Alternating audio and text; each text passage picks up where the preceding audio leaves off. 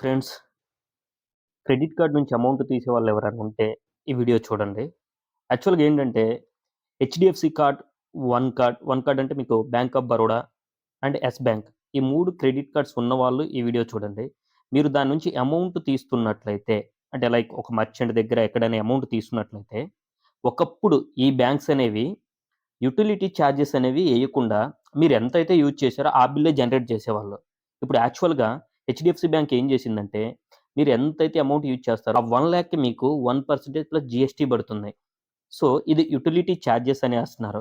Like Yes Bank and One Card ఈ banks అన్నీ కూడా చార్జ్ చేస్తున్నాయి. హెచ్‌డీఎఫ్‌సీ క్రెడిట్ కార్డ్ నుంచి క్యాష్ విత్‌డ్రా చేసుకునే వాళ్ళకి నా సజెషన్ ఏందంటే, మీరు ఎట్ ఏ టైమ్ 1,00,000 విత్‌డ్రా చేయకండి.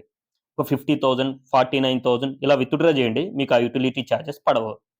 ఇంకా వన్ కార్డ్, యెస్ బ్యాంక్ ఈళ్ళకి తప్పవు. ఈళ్ళకి ఖచ్చితంగా చార్జెస్ పడతవి. వీడియో గనుక మీకు నచ్చితే షేర్ చేయండి మీ ఫ్రెండ్స్ అందరికి. Thank you.